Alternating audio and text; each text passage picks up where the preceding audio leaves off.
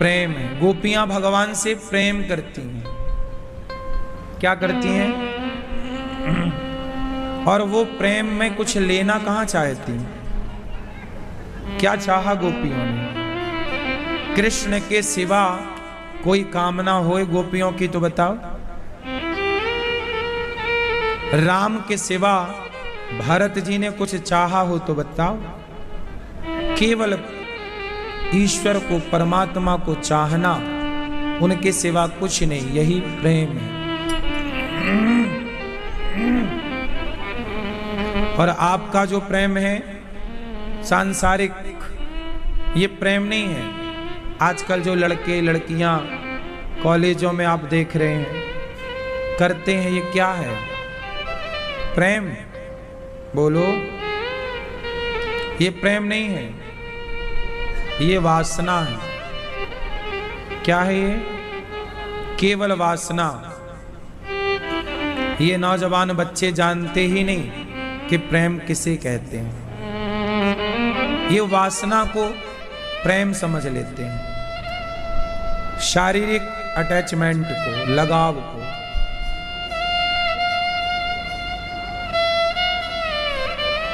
जब एक लड़का एक दूसरे को कहते हैं ना, हम तुमसे प्यार करते हैं, और वो लड़का लड़की अकेले में मिलते हैं, उनमें प्यार जीरो है। वो जो कहते हैं ना, हम तुमसे प्यार करते हैं, आई लव यू, वो तुमसे प्यार नहीं है, तुम्हारे शरीर से प्यार है।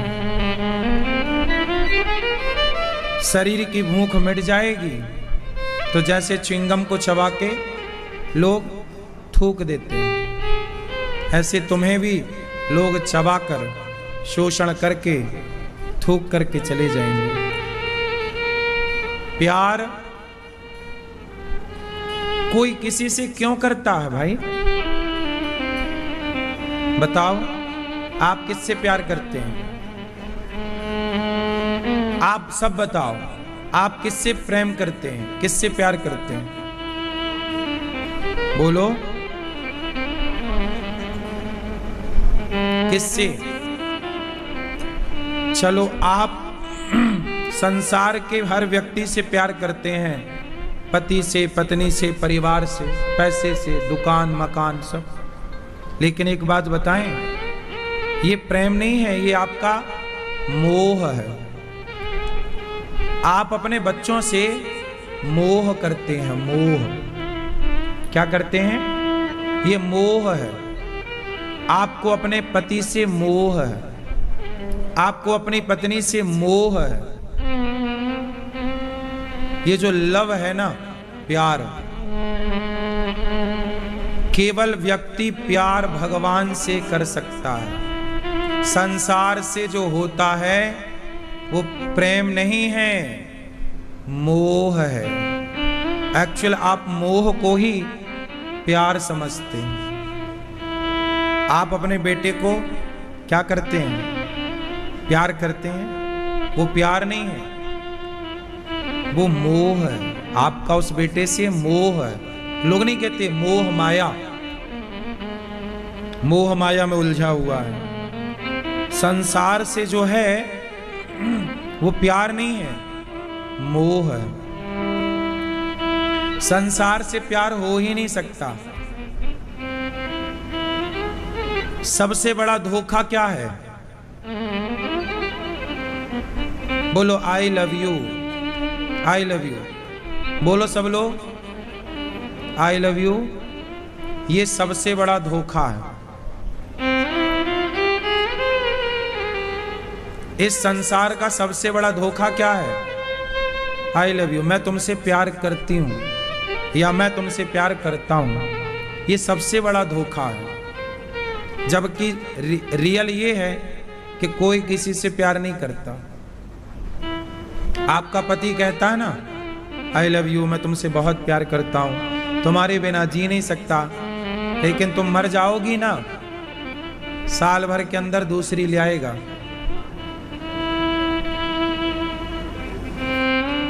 बताओ, सही है कि गलत है? क्या आप नहीं देख रहे हैं समाज में? पत्नियां बोलती हैं आई लव यू, ठीक है, पति मर जाए तो बहुत सारी कुछ स्त्रियां दूसरा ढूंढ लेती हैं फटाफट। बताओ फिर कहां चला गया तुम्हारा आई लव यू? था प्यार तो दूसरे की जरूरत कहां है? क्या राम ने सीता के बिना दूसरा ब्याह किया? कहां है प्यार? जो आपसे कहते हैं ना हम तुमसे बहुत प्यार करते हैं, धोखा है। वो आपसे प्यार नहीं करता, वो अपने आप से प्यार करता है। जब तक आप उसकी बात मानो, आप उसकी इच्छा पूरी करो, तब तक आप अच्छे हैं, और आप नहीं मानते तो आप बुरे हैं। आपसे तब तक ही प्यार है जब तक आप उसकी इच्छाएं पूरी कर रहे हैं। आप नहीं कर रहे हैं, नहीं। आप किसी को पैसा दीजिए और हिसाब मत लीजिए तो आप बहुत अच्छे हैं। आप किसी को पैसा दीजिए और हिसाब मत लीजिए तो लोग आपको पलकों में बिठाएंगे, अरे ये बहुत अच्छे हैं भैया, बहुत भले भगवान है ये। दुनिया आपको भगवान कहेगी। और जिस दिन आपने हिसाब मांग लिया, भाई साहब वो पैसा दिया था जरा हिसाब दे दो, अरे आप तो 2 कौड़ी के हैं, उसी दिन लोग आपको अभी तक पलकों में थे, अब पांव के नीचे कुचल देंगे। मौका मिले तो तुम्हें मार देंगे। ऐसा है कि नहीं? बोलो, है? औरों की छोड़ो, आप अपने परिवार में पैसा देते रहो, आप बहुत अच्छे हैं। और जरा देना बंद कर दो और हिसाब मांगना शुरू कर दो, आप बुरे बन जाएंगे। उसी दिन, जिस दिन आप हिसाब मांग लोगे, आप बुरे। तो लोग आपसे प्यार करते हैं ना, वो दिखावा है। कोई प्यार नहीं करता आपसे। आपको लगता है कि ये हमसे प्यार करता है, नहीं, वो अपने स्वार्थ के लिए आपसे जुड़ा है।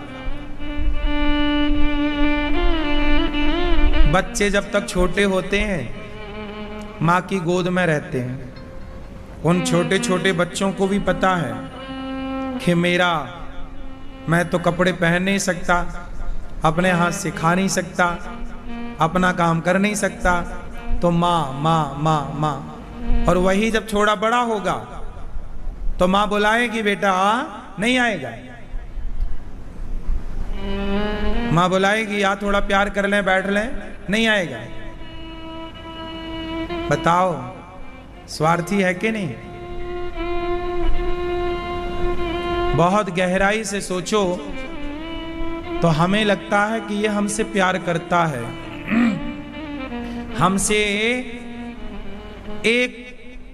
हमसे केवल भगवान प्यार करते हैं। इसलिए संसार का कोई बंदा, आप विचार करो, आपका पति आपको आई लव यू क्यों कह रहा है? और आप भी क्यों कह रही हो? आपको भी उस पुरुष का सहारा है। पति के जाने पर स्त्रियां रोती हैं, जानते हो? एक तो इसलिए रोती हैं कि पति है चले गए, दूसरा इसलिए रोती हैं कि अब हमारा सहारा कौन कमाएगा, कौन गृहस्थी चलाएगा। तो उन्हें ये लगता है कि अब कौन कमाएगा, कमाने वाला चला गया, कौन अब दाल रोटी की व्यवस्था करेगा। अच्छा, जिनके बच्चे बड़े होते हैं, सक्षम होते हैं, कमा खा रहे हैं, उनके पति यदि चले गए तो वो स्त्रियां कम रोती हैं, क्योंकि बच्चे अब सेल्फ हैं, कमा रहे हैं। और जिनका बच्चे छोटे हैं, और यदि उस हाल में पति चला गया तो वो स्त्रियां ज्यादा रोती हैं। देख लेना आप, ये बात सही है कि गलत है? क्योंकि आप मर गए इस बात का दुख नहीं है, अब घर में कमाने वाला नहीं है, पैसा लाने वाला नहीं है, इस बात का दुख है। मतलब कहीं ना कहीं आप थे ना तो केवल इसलिए कि हमें आपका सहारा है, और एक पुरुष को एक स्त्री की जरूरत पड़ती, इसलिए समाज ने एक स्त्री पुरुष को मिलाकर विवाह की रस्म रखी है। क्योंकि स्त्री अकेली आधी और पुरुष भी अकेला आधा है। जब दोनों मिलते हैं तो एक दूसरे का सहारा बनते हैं। तो ये दोनों मिले क्यों? अपने अपने स्वार्थ के लिए, कि मेरा भी काम चलेगा, तेरा भी काम चलेगा, मैं भी खुश रहूंगा, तुम भी खुश रहना, मैं तुम्हें खुशी दूंगा, तुम मुझे खुशी देना। तो ये इसमें प्यार कहां है? नहीं, इसमें प्यार कहां है? इसलिए एक बात, ये सारी बातें मैं इसलिए समझा रहा हूं, इसका मतलब ये नहीं है कि आपको प्यार से नहीं रहना चाहिए, रहना चाहिए, लेकिन इस सत्य को याद रखो कि ये संसार का कोई व्यक्ति मेरा नहीं है। संसार का प्रत्येक व्यक्ति मेरे से जुड़ता है तो अपना अपना स्वार्थ लेकर। एक भगवान है जो मेरे से कुछ नहीं चाहते, फिर भी उन्होंने मुझे देखने को आंखें दी। वो मेरे से कुछ नहीं चाहते, फिर भी उन्होंने मुझे सुनने को कान दिए, फिर भी उन्होंने चलने को पांव दिया। इसलिए जो प्रेम शब्द है, प्रेम है, वो केवल भगवान के लिए होना चाहिए। हम प्यार किससे करते हैं? आई लव यू किसके लिए? केवल भगवान के लिए। संसार के लिए ठीक है। कल हमने बोला कि अपनी अपनी पत्नियों को, पतियों को आई लव यू बोलते रहना, ये केवल इसलिए कि शब्दों से सामने वाला खुश होता है, जबकि उसे आपके आई लव यू से मतलब नहीं है। फिर भी यदि आप खुश होते हैं तो इन शब्दों का प्रयोग किया जाता है। तो ये आप दूसरों की, एक दूसरे की खुशी के लिए, रियल मत समझ लेना। कोई कहे, हम कोई लड़की कहती है कि वो लड़का मेरे से बहुत प्यार करता है, नहीं पगली, वो तेरे से प्यार नहीं करता, तेरे शरीर से, तेरे चमड़े से प्यार करता है। क्यों? इस गलत फहमी से मैं निकालना चाह रहा हूं आपको। जो आपको लगता है ना ये मेरे से बहुत प्यार करता है, गलत। क्यों करेगा आपसे कोई प्यार? बच्चे, आप मां हो, कितना तेल मालिश करती हो बच्चों की, कितना बच्चों के लिए मां जाग जाग कर खिलाती पिलाती है, कितना क्या नहीं करती। मां खाने बैठती है और बच्चा गोद में छिछी कर देता है, साफ करती है, डांटती नहीं है, क्या नहीं करती एक मां बच्चे के लिए। पर वही बच्चा बड़ा होता है तो क्या बोलता है? तुमने हमारे लिए किया ही क्या है? अब लो, अब करो बेटे से प्यार, कहो आई लव यू। ये परिणाम है तुम्हारे प्यार का। क्या बच्चे नहीं कह रहे हैं कि तुमने हमारे लिए क्या किया? क्या आजकल के बच्चे अपने माँ बाप को आंखें नहीं दिखा रहे हैं? क्या कुछ बच्चे अपने माँ बाप पे हाथ नहीं उठा रहे हैं? क्या कुछ बच्चे अपने माँ बाप को घर से नहीं निकाल रहे हैं? क्या नहीं किया होगा माँ ने? तुम्हारा मलमूत्र धोया है, तुम्हें कपड़े पहनाए, तुमने कपड़े पहनाना सिखाया ही माँ ने है, नहीं सिखाया? ये जो तुम कपड़े पहनते हो ना, माँ ने सिखाया है। खाना पीना भी माँ ने सिखाया, बोलना। अब बताओ, वो लड़का जो माँ से सब सीखता है, वो एक गर्लफ्रेंड के चक्कर में, एक छोरी के चक्कर में आता है, मैं तुमसे प्यार करता हूं, आई लव यू, उस लड़की के चक्कर में अपनी माँ को टाटा बाय बाय कह देता है। अब बताओ, क्या ये प्यार है? उस बच्चे ने भी तो तुम्हें कभी ना कभी ये कहा होगा, माँ हम तुमसे बहुत प्यार करते हैं। छोटे छोटे बच्चे तो कहते ही हैं, गले माँ के लगते हैं, माँ के सिवा कुछ नहीं चाहिए होता है। छोटे में तो बहुत अच्छे होते हैं, बड़े होते होते पता नहीं क्या हो जाता है। बताओ, ये प्यार करते हैं बच्चे? शादी जब तक नहीं हुई तब तक बच्चे ठीक भी रहते हैं। शादी के बाद पता नहीं कौन सा गुरु मंत्र मिल जाता है।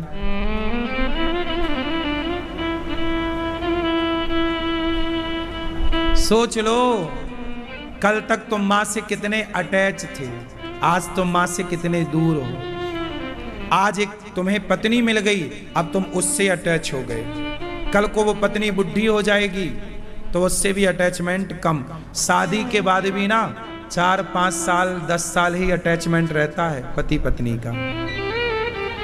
उसके बाद तो पति पत्नी का भी प्यार फीका पड़ने लग जाता है।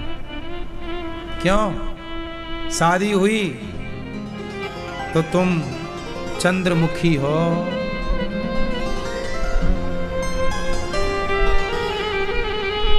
शादी के 1 साल बाद तुम सूरजमुखी हो गई, और शादी के 5 साल बाद ये तो ज्वालामुखी है।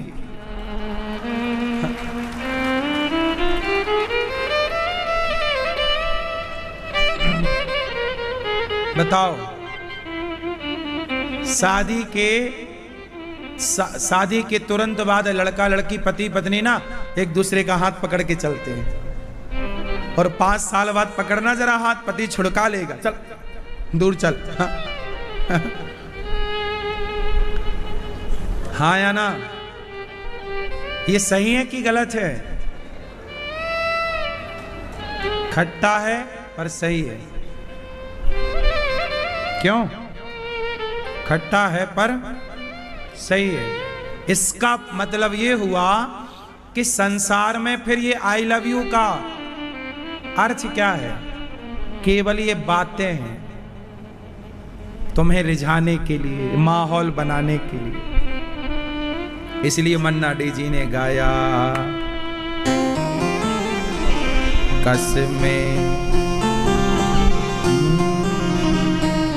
कसमें वादे प्यार वफा सब बातें हैं, बातों का क्या। कसमें वादे प्यार वफा सब बातें हैं, बातों का क्या। कोई किसी का नहीं ये झूठे, कोई किसी का नहीं ये झूठे। नाते हैं नातों का क्या। कसमें वादे प्यार वफा सब बातें हैं, बातों का क्या। हाँ, ये सब क्या है? बातें, शब्द जाल है। सुनो, वो मछली को पकड़ने वाला मछुआरा जाल कैसे फेंकता है? जरा फेंक के बताओ, फेंको भैया। कैसे? जाल लेगा और करो जरा एक बार ऐसा। अरा मछली को पकड़ने के लिए जाल फेंकता है, ऐसी दुनिया तुम्हारे पीछे भी आई लव यू का जाल फेंकती है कि हम प्यार करते हैं, और आप उसके झूठे प्यार में फंस जाते हैं। फिर वो आपका शोषण करते हैं लोग। तो इन लड़कियों को, इन लड़कों को बताओ कि जो तुम्हें आई लव यू कह रहे हैं स्कूल कॉलेज में, ये तो तुम्हें फंसाने के लिए जाल आई लव यू का फेंक रहे हैं। लड़कियां बड़ी भोली होती हैं, कोई उससे आई लव यू कह देना तो वो थोड़ा टाइम लेती है, 2-4 दिन, और फिर आई लव यू 2 लिख के भेजती है। उसे लगता है ये हमसे प्यार करता है, और लड़कियों को एक बात जरूर सिखाओ, अपनी बेटियों को, अपनी बहनों को। लड़कियों को कोई भी फंसा सकता है, क्या कह के? लोग उनको तारीफ करते हैं, तुम बहुत सुंदर हो, तुम्हारे जैसा कोई नहीं, तुम्हारी आंखें बड़ी सुंदर। ऐसा बोल बोल के लड़के उनको अपने कब्जे में कर लेते हैं। और लड़कियों को अपनी तारीफ बहुत अच्छी लगती है। लड़कियों, स्त्रियों में एक कमी होती है, जानते हो? किसी भी स्त्री को यदि आप अपने वश में करना चाहें तो बस उसकी तारीफ करना स्टार्ट कर दीजिए, वो आपके वश में हो जाएगी।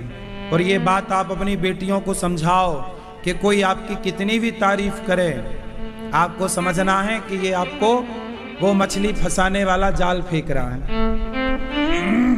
ये शब्द जाल है। कौन से जाल हैं ये? क्या जाल है? शब्द जाल। तारीफ करो, इसलिए स्त्रियां सज के आती हैं और पति से क्या चाहती हैं कि तुम हमारी तारीफ करो। ये स्त्रियां तारीफ की बड़ी भूखी होती हैं। इसलिए तुम अपनी पत्नियों की रोज तारीफ किया करो, कहीं तुम ना कर पाए और कोई दूसरा करने लग जाएगा फिर। इसलिए रोज अपनी पत्नी की तारीफ करो। वो भले गोबर गणेश लगे पर कहो बढ़िया लग रही हो।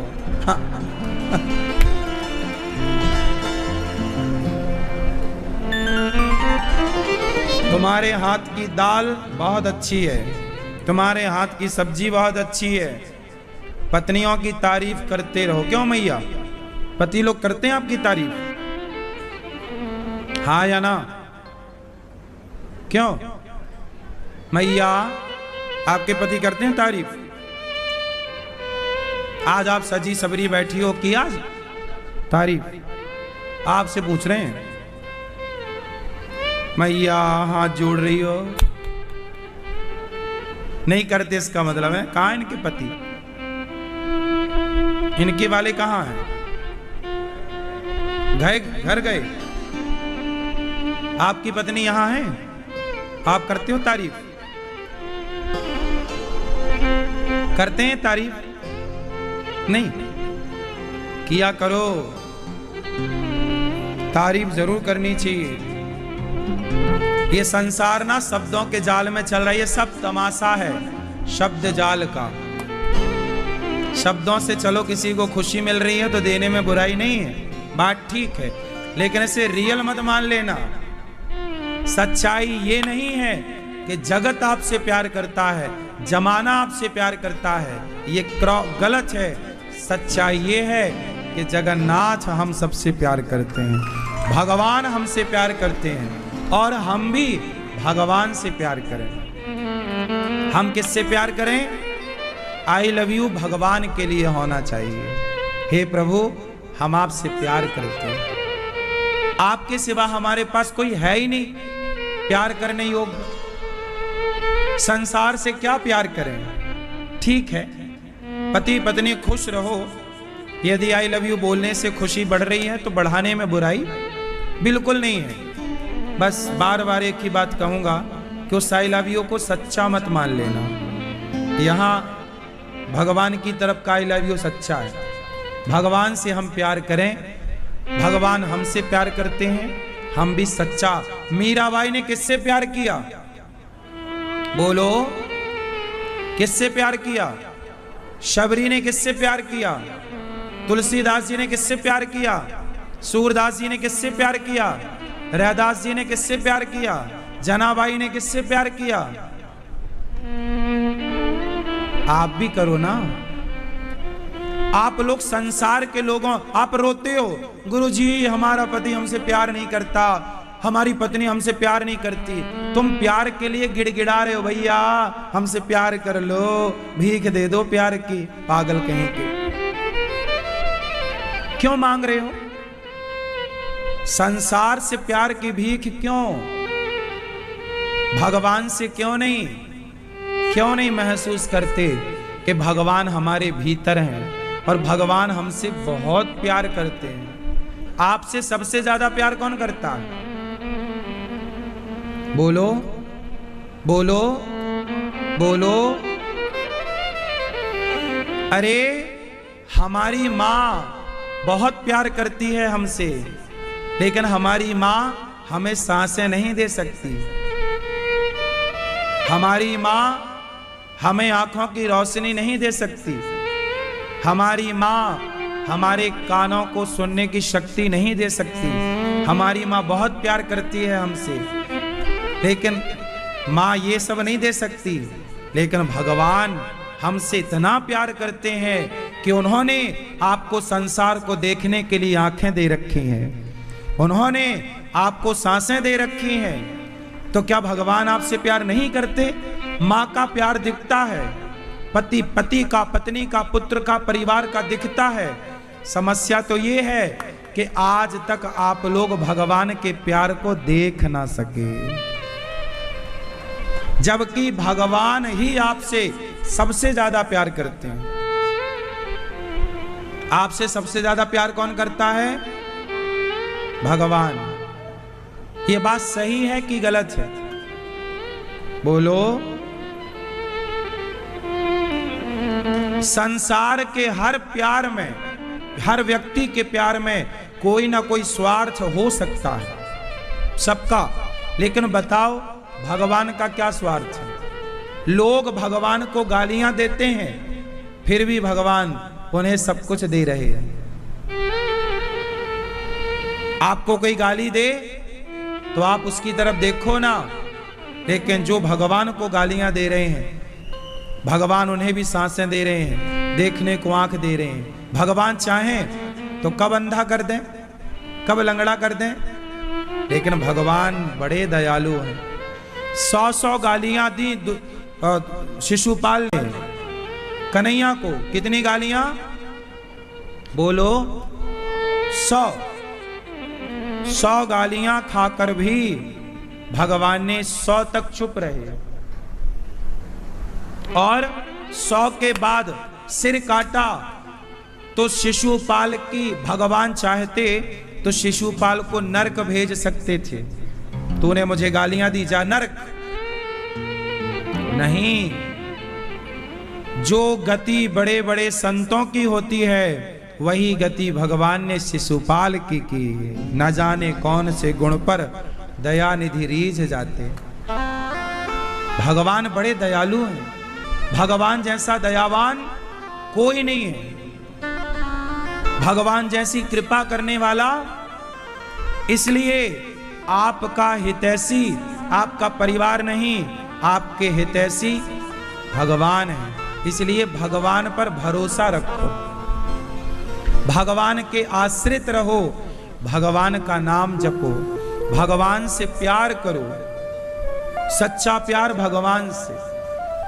हे प्रभु हम आपके हैं। भगवान की पूजा डर के कारण नहीं, हम प्रेम करते हैं भगवान से। गोपियां बहुत प्यार करती हैं भगवान से, तो भगवान भी करते हैं।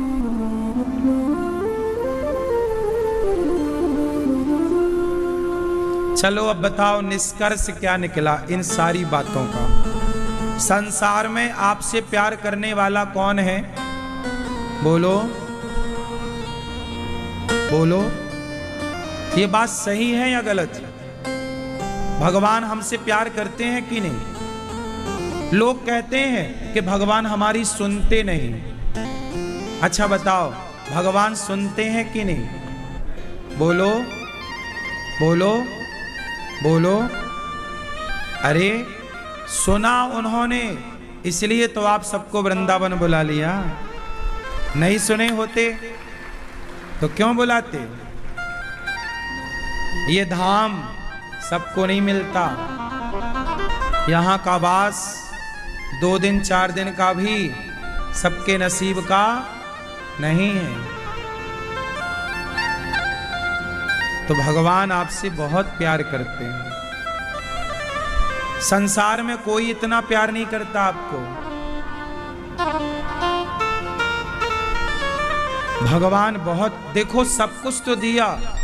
अच्छा बताओ सबसे अनमोल चीज क्या है आप लोगों के पास जो भगवान ने दी है? क्या सबसे अनमोल चीज क्या है? बोलो बोलो बोलो।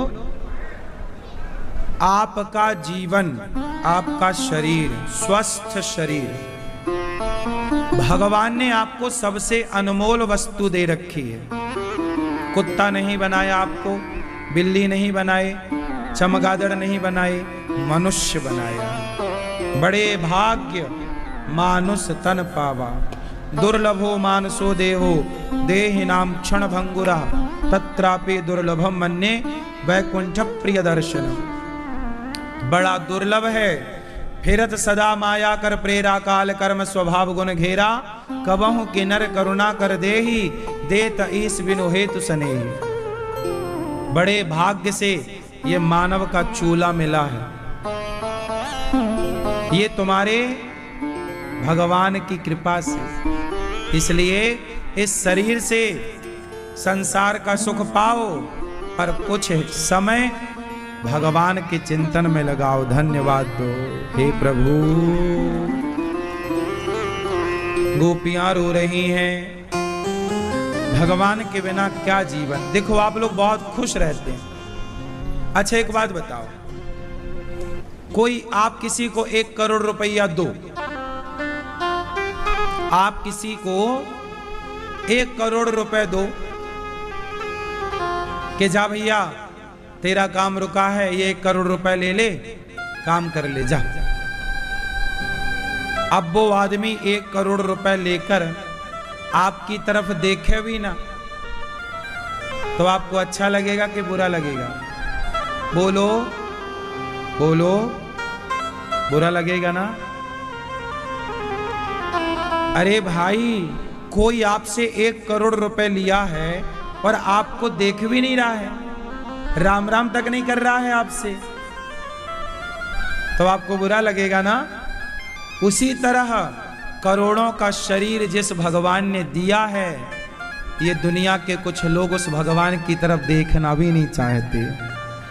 सोचो, भगवान को नहीं लगता होगा कि भाई तुम्हें हमने शरीर दिया, अनमोल दिया, और तुम एक बार भगवान का धन्यवाद तक नहीं दे रहे हो कि हे प्रभु आपका बहुत बहुत धन्य। मंदिर क्यों जाना चाहिए? इसलिए ईश्वर का धन्यवाद करने। हे विधाता, हे बिहारी जी, आपका धन्यवाद, आपने हमें सब कुछ दिया है। मांगने मत जाओ, जो दिया है उसका धन्यवाद करने जाओ। हे प्रभु आपने दिया है।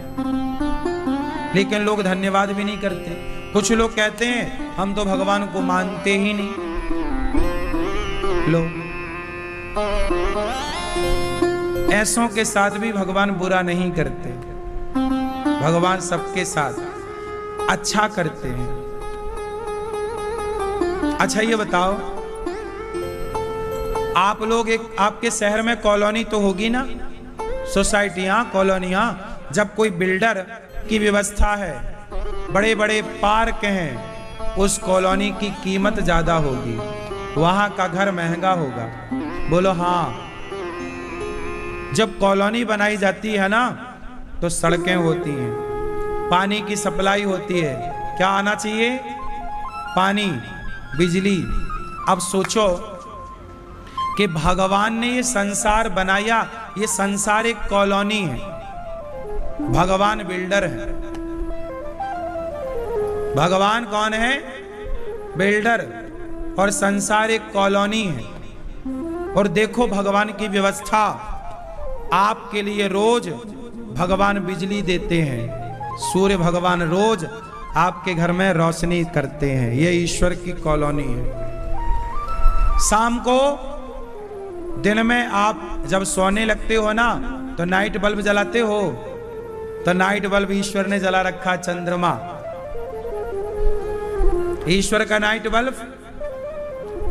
और दिन में प्रकाश सूर्य का, और पानी की सप्लाई, नदियां रोज तुम्हें पानी दे रही, नदियां, पूरा कनेक्शन है पूरे भारत का नदियों से। पूरा भारत, पूरी दुनिया घिरी है नदियों से, नहीं है? हाँ या ना? फिर कॉलोनी में और क्या जरूरत पड़ती है? पार्क, हरियाली। तो देखो पहाड़, सुंदर सुंदर भगवान ने जंगल। और सुनो, आपको अच्छी नींद आए इसके लिए क्या होगा? रात का संगीत। आप पुराने जमाने में देखो, रात होते ही ना कितने सारे जीव जंतुओं की आवाज आती है, ची ची ची ची ची ची ची ची। ये क्या है? इससे बेहतर नींद आती है, पता है आपको? ये संगीत है, नहीं है? रात को आवाज आती है ना जंगलों में जीव जंतुओं की, हाँ या ना, कीट पतंगों की। आप सो सकें बेहतर, अच्छी नींद। माँ जब सुलाती है बच्चों को तो लोरी सुनाती है। क्यों?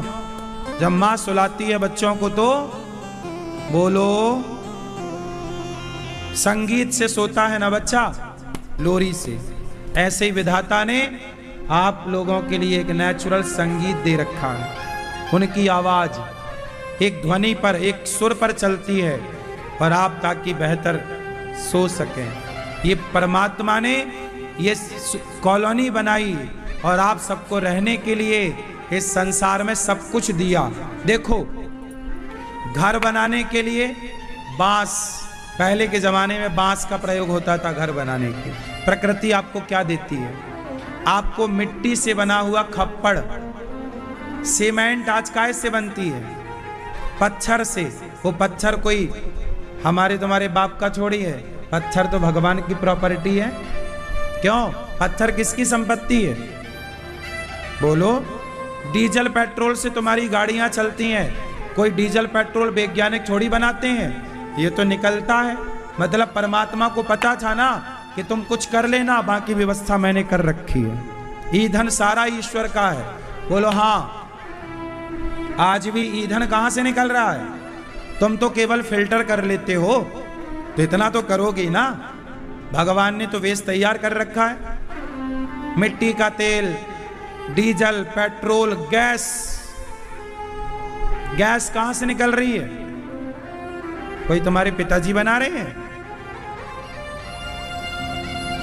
नीचे से निकल रही है गैस। बोलो हाँ। मतलब भगवान ने सारी, आज भी कितना भी विज्ञान तरक्की कर ले, पर परमात्मा अपना हाथ खींच लेना तो विज्ञान धरा का धरा रह जाएगा। ये बात सही है। विज्ञान ने गाड़ी बनाई, बोलो, गाड़ी विज्ञान ने बनाई, पर ईंधन डीजल पेट्रोल तो परमात्मा ने बना रखा था। वो ना होता तो क्या कर लेती तुम्हारी गाड़ी? विज्ञान ने सौर पैनल बनाए, तो सौर पैनल क्या कर लेते? सूर्य भगवान ना होते तो? बोलो। बिजली बनाई, बिजली कैसे बनती है? कोयला से। वो कोयला कैसे बनता है? कोई विज्ञान कोयला थोड़ी बना रहा है, कोयला बिजली बनाता है, पर कोयला को भगवान बनाते हैं। वो ईश्वर की संपत्ति है। खनन होता है ना, खुदाई में निकलता है। तो बताओ, आज विज्ञान जहां है, यदि भगवान अपना सपोर्ट खींच लें तो विज्ञान सब डिब्बा है कि नहीं? बोलो हाँ कि ना? नहीं। इसलिए भगवान का बहुत बड़ा आज भी योगदान। लोग कहते हैं ना भगवान सुनते नहीं, भगवान ही सुन रहे हैं। कोयला भगवान ही दे रहे हैं। तुम्हारे घर में बिजली जल रही है, वो विज्ञान की मदद तो है, पर मूल रूप से विधाता भगवान का सहयोग है। कोयला बंद, लाइट खत्म, हाँ या ना? सूर्य भगवान नहीं तो सौर पैनल खत्म। आप क्या कर लोगे? सीमेंट, पत्थर नहीं तो सीमेंट नहीं, पत्थर है तो सीमेंट है। गोपियां भगवान से कह रही हैं, कल हमने कारण बताया था क्यों इतने विवाह।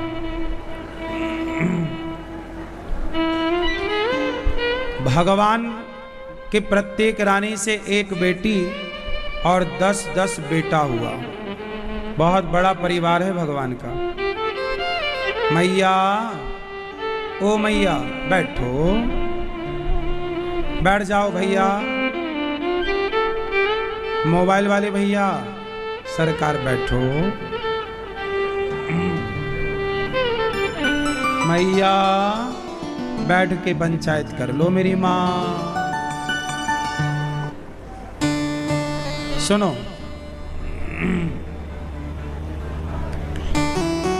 भगवान अपनी गृहस्थी में बड़े खुश हैं। 10-10 बेटा, प्रत्येक रानी से एक बेटी। भगवान ने अनिरुद्ध का विवाह उषा से कराया, बाणासुर पर कृपा हुई। राजा नृग सबसे बड़ा दान गौदान है। सभी दान बड़े हैं, पर मरने के पहले गौदान जरूर करना चाहिए। एक राजा नृग की कथा आती है। एक राजा थे, नाम था नृग। उन्होंने गौदान किया, पर किसी पाप के कारण उन्हें गिरगिट बनना पड़ा। और जब वो गिरगिट बने तो चूंकि गौदान किया, इस गौदान के पुण्य पर, गौदान के पुण्य के बल पर उन्हें उस गिरगिट की योनि से मुक्ति मिली और उन्हें श्री कृष्ण का साक्षात दर्शन हुआ। किसके बल से? गौदान के बल से। भगवान ने कहा कि आपने गौदान दिया इसलिए आपकी सदगति होगी, अपने धाम भेजा। मरने के पहले 3 काम सब लोग कर लेना। पहला काम गौदान, मरने के पहले आप लोग गौदान कर लेना। गाय की पूंछ पकड़ के गौदान होता है, वही वैतरणी नाम के नरक से पार लगाती है। तो मरने के पहले गौदान, और कहीं तुम मर गए और गौदान नहीं किया तो तुम्हारे बच्चे थोड़ी करेंगे। वो तो बहुत कम बच्चे होते हैं ऐसे जो अपने माँ बाप के नाम से पुण्य का काम करें, है ना। ललित जी जैसे सब बच्चे थोड़ी होते हैं कि अपने माँ के लिए भागवत कराएं। कम बच्चे हैं जो अपने माँ के नाम से गौदान करें, माँ को भागवत सुनवाएं। पहला काम मरने के पहले गौदान कर लेना। दूसरा काम मरने के पहले भागवत सुन लेना। अभी पोथी पाठ बैठेंगी 2 सितंबर से। आप भी अपने पितरों के लिए, पूर्वजों के लिए भागवत जी के पोथी पाठ करा सकते हैं। भागवत जरूर सुनना चाहिए। क्यों? राजा परीक्षित जी की सदगति भागवत से हुई। हमने जाने अनजाने में कोई पाप कर लिया होगा, हमें भी नहीं पता, वो पाप भोगना पड़ेगा। इसलिए भागवत के पुण्य से, जैसे दीपक जलाने से अंधकार नष्ट होता है, ऐसे पुण्य कर लेने से पाप नष्ट हो जाता है। पुण्य बड़ी चीज है, भागवत सुन लेना चाहिए। भागवत जी की पोथी पाठ ही कराओ। तुम भागवत जी बड़े पैमाने पे नहीं करा सकते ना, बड़ा खर्चा करने का आपके पास बजट नहीं है, कोई बात नहीं। आप बड़ा पैमाना टेंट लगाओगे तो बड़ा पैसा लगाना पड़ेगा टेंट वाले को। सबको बुलाओगे, सबकी व्यवस्थाएं आप करोगे, पैसा तो खर्च होता ही है। इसलिए आप भागवत भी सुन लें और आपको उसका फल भी मिल जाए पूरा। इसके लिए पोथी पाठ होती है यहाँ पर 2 तारीख से सितंबर में। 2 सितंबर से भागवत जी के पाठ बैठने वाले हैं। तो आप भी अपनी माता के नाम से, अपने पिता के नाम से कम खर्चे में भागवत जी के पोथी पाठ करा सकते हैं। एक जरा से खर्चे में पुण्य पूरा मिलेगा। 18,000 श्लोकों का पाठ होगा आपके संकल्प से, तो वही फल है, पर आपका खर्चा बिल्कुल ना के बराबर है। इसलिए भागवत जी जरूर सुननी चाहिए। अपने पितरों को, पूर्वजों को भागवत सुनवाओ।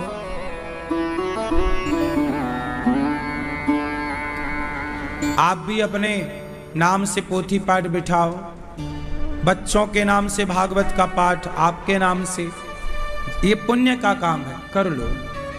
पहला काम गौदान करना, दूसरा भागवत सुनना, और तीसरा मरने के पहले अपनी अपनी 13वीं कर लेना जीते जी। भाई मरने के बाद 13 ब्राह्मण खवाओगे तो मरने के बाद 13 ब्राह्मण क्यों खवाना? जीते जी 25-50 ब्राह्मणों को खवाओ ना, बढ़िया बिंदास। भैया आओ अपने हाथ से परोसो, जीते जी बढ़िया दान पुण्य करो।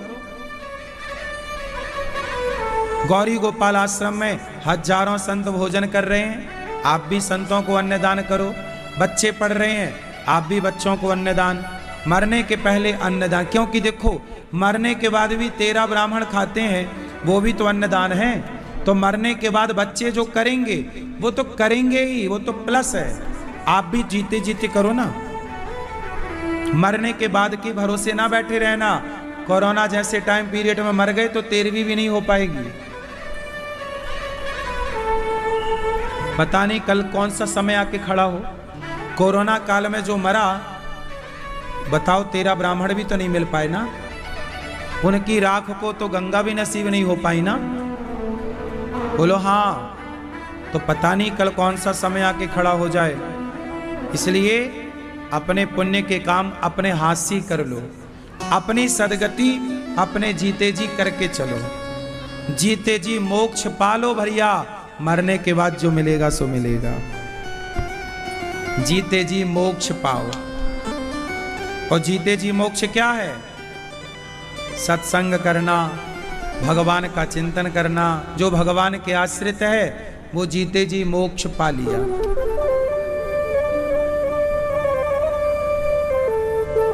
जानिए तवहीं जीव जब जागा। शंकर जी कह रहे हैं कि सारे संसार को सोया हुआ मानो, पर जिसका मन भोग विलास से हटकर, काम क्रोध से हटकर भगवान में जिसका मन लग चुका है, उसे ही जागा हुआ समझना चाहिए। सब सो रहे हैं वरना, तो जागो। कितने काम करोगे मरने के पहले? जोर से। गौदान, भागवत और अन्नदान। 13वीं कर लो अपनी जीते जी। हमने तो अपनी कर ली, आप लोगों ने करी कि नहीं? फिर खूब सेवा करो। बच्चों को पैसा नहीं, काबिलियत दो। पढ़ाओ लिखाओ, काबिल बनाओ। पैसा मत दो बच्चों को, बेटा कमाओ खाओ। काबिल बना दो और तुम अपनी कमाई का कुछ हिस्सा दान पुण्य सेवा, धर्मशाला बनवाओ। कि वृंदावन में लोग आते हैं, कहाँ रुकें? तो मैंने सोचा है कि आगे भविष्य में भक्तों को रुकने के लिए एक धर्मशाला भी हो, कोई भी आए वहाँ निःशुल्क ठहर सके।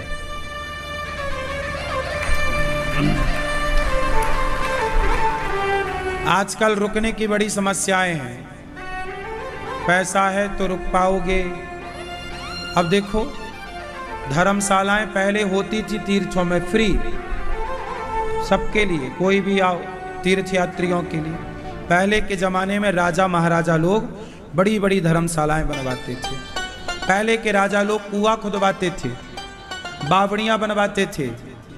कुआं खुदवाएं ताकि सारे लोग पानी पी सकें।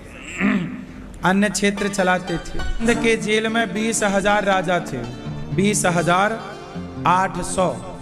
उन राजाओं ने भगवान से कहा,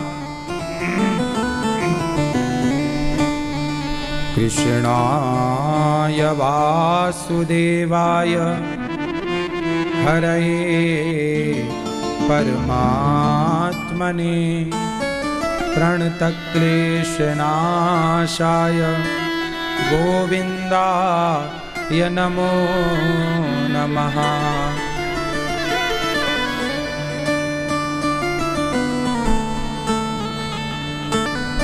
20,800 राजाओं ने कहा कि प्रभु जरासंध के जेल से हमें मुक्त करो। 20,800 राजा जरासंध के जेल में थे। जरासंध को किसने मारा था? मैया देखो देखो कैसे चल रही गुटर गूं, देखो देखो। हाँ, कर लो पंचायत।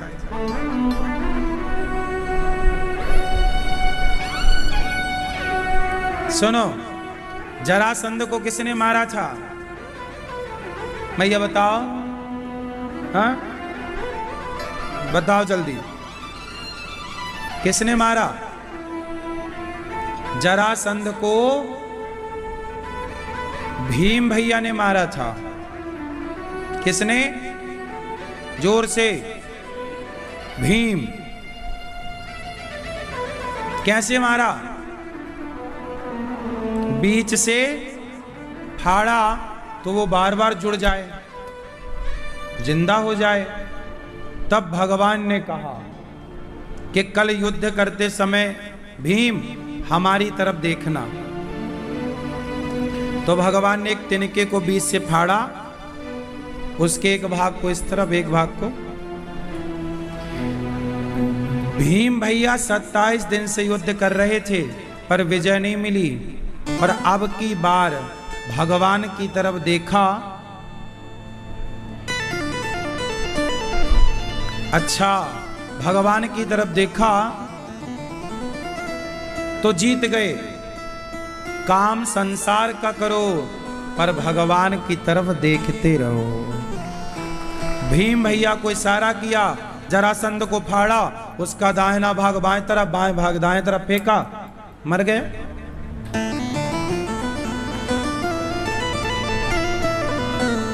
जरासंध ने जेल में बंद कर रखा 20,800 राजाओं को, सबको मुक्त किया।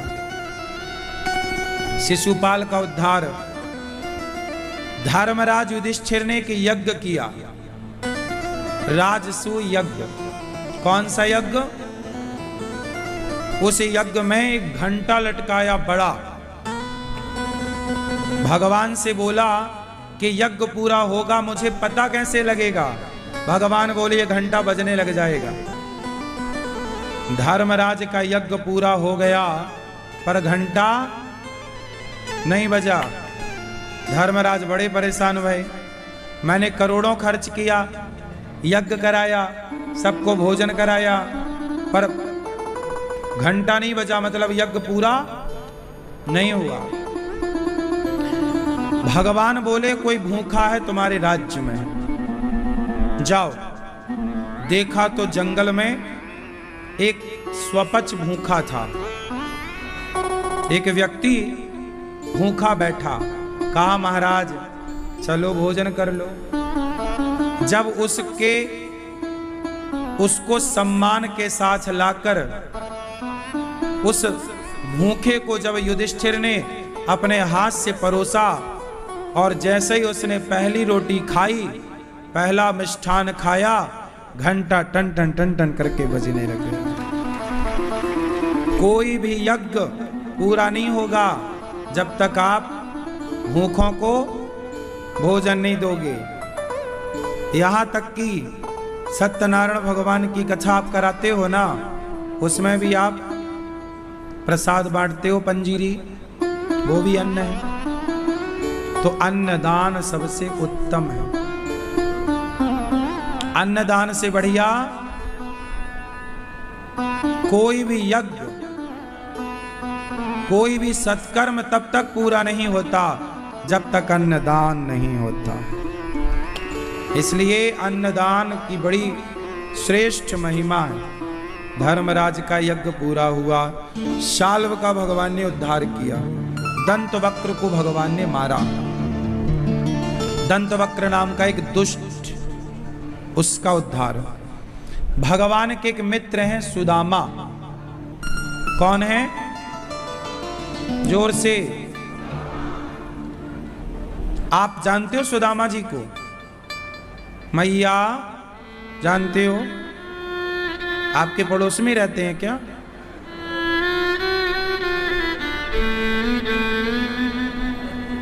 सुदामा। सुदामा भगवान के कौन हैं? बोलो। मित्र हैं, सखा। सुदामा गरीब हैं कि अमीर हैं?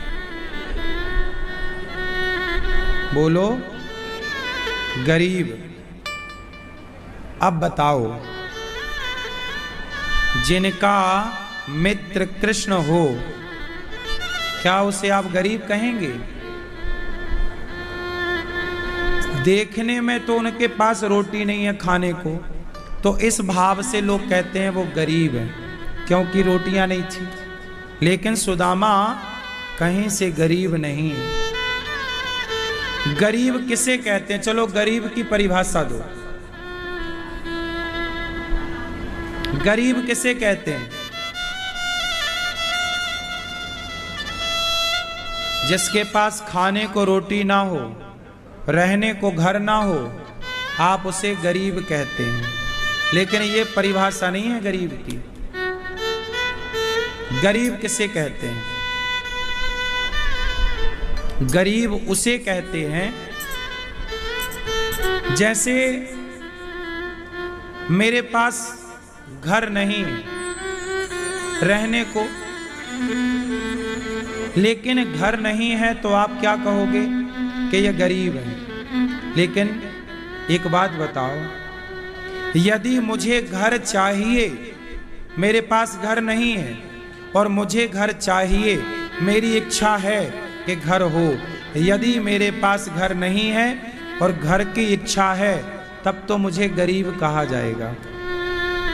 लेकिन मेरे पास घर नहीं है और मुझे चाहिए ही नहीं। भाई संतों के पास घर नहीं है पर उन्हें चाहिए ही नहीं, तो क्या आप संत को गरीब कहोगे? कि रोटी नहीं है पर रोटी की चाह है, और जिससे रोटी की चाह ही नहीं, वो वनस्पति खाकर, पेड़ पौधों की पत्तियां खाकर, पानी पीकर खुश है। अब ये संत लोग हैं, इनके पास तो घर नहीं है, इनके पास तो कल को कहां रोटी मिलेगी इसकी भी व्यवस्था नहीं है। आपको तो फिक्स है कि कल रोटी मिलेगी, आपको तो फिक्स है कि बिस्तर तैयार है सोने के लिए। इनका तो ना बिस्तर आज इस पेड़ की छांव में, कल उस पेड़ की छांव में। आज रोटी मिल गई तो कल मिलेगी, इसकी गारंटी। अब बताओ, क्या ये संत गरीब हैं? इनके पास रोटी भी नहीं है, रहने को छत भी नहीं है, क्या ये गरीब हैं? ये गरीब नहीं है। क्यों?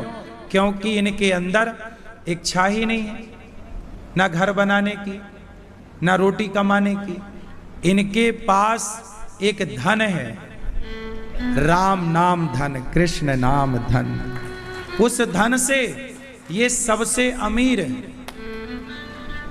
गरीब उसे कहते हैं कि रोटी नहीं है पर रोटी की चाह है, घर नहीं है पर घर की इच्छा है, इच्छा ही नहीं तो गरीब कहाँ? तो सुदामा संत थे, गृहस्थ संत। सुदामा को कोई घर की चाहत, 4-5 घर भिक्षा मांगते थे, मिल जाए तो सही, नहीं मिले तो भूखा पानी पीकर सो जाते। अब उन्हें चाहिए नहीं था, तो कोई कैसे गरीब कह सकता है? गरीब तो वो है जिसे चाहिए।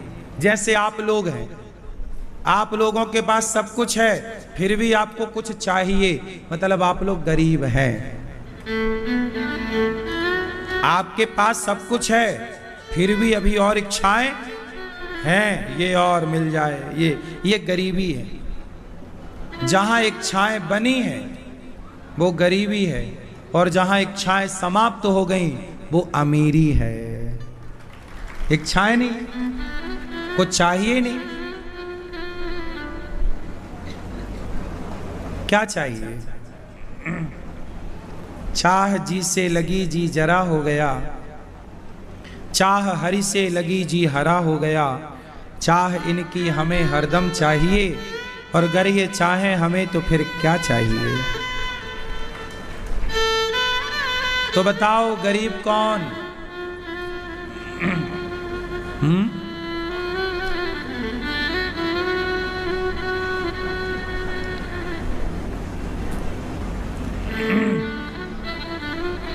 गरीब वो जिसे कुछ चाहिए, जिसे कुछ ना चाहिए वो। तो सुदामा गरीब है क्या? क्योंकि उन्हें तो कुछ चाहिए नहीं, जितना मिल रहा है संतुष्ट। जो संतुष्ट है वो गरीब नहीं है, जो असंतुष्ट है वो गरीब है। मैया क्या बोलती तू, बताओ कौन गरीब है? आप में से कितने गरीब हैं?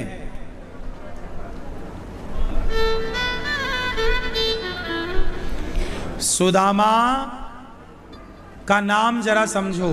सु मतलब सुंदर, दाम, दाम मतलब दाम, पैसा, सुंदर पैसा। सुदामा जिसके पास सुंदर धन हो, कृष्ण जैसा धन जिसके पास हो, उसका नाम सुदामा है। सु मतलब सुंदर, दाम, दाम। मीराबाई क्या कहती है? मेरे तो गिरधर पायो जी मैंने, राम रतन धन पायो। मेरा धन, मेरा धन राम है, सुदामा का धन श्याम है, कृष्ण है। जिसके पास सुंदर सा धन हो, कृष्ण जैसा धन, कृष्ण जैसा मित्र, वो काय बात का गरीब है, अमीर है। सुदामा की पत्नी का नाम बताओ।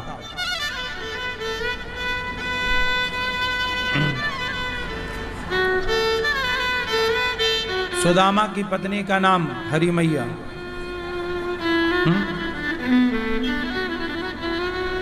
सुशीला का अर्थ बताओ। सु मतलब सुंदर, शील मतलब शील स्वभाव मतलब बड़ी नम्र, बड़ी संस्कारी, बड़ी योग्य। जिसकी पत्नी सुशीला हो वो पुरुष तो वैसे ही अमीर है। जिसकी पत्नी संस्कारी हो वो पुरुष अमीर है। जिसकी पत्नी बदचलन हो वो पुरुष बड़ा गरीब है। बोलो हाँ। पत्नी कैसी हो? सुशील, समझदार, पति की आज्ञा मानने वाली। पुत्र कैसा हो? पिता की आज्ञा मानने वाला। जिसका पुत्र आज्ञाकारी हो और जिसकी पत्नी आज्ञाकारी हो, वही पुरुष सबसे अमीर है इस संसार में। जिसकी पत्नी आज्ञाकारी नहीं है, पुत्र आज्ञाकारी नहीं है, वो पुरुष गरीब है। हाँ या ना? तो आप आज्ञाकारी हो?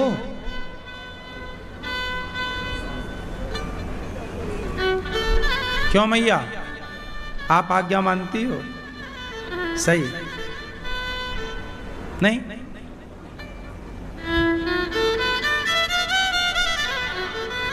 आप लोग आज्ञा मानते हो पत्नी की? केवल पत्नी माने तुम ना मानोगे? आप भी मानो। क्यों, आप मानते हो अपनी पत्नी की? बोलो, माना करो। पत्नियां बढ़िया सलाह देती हैं।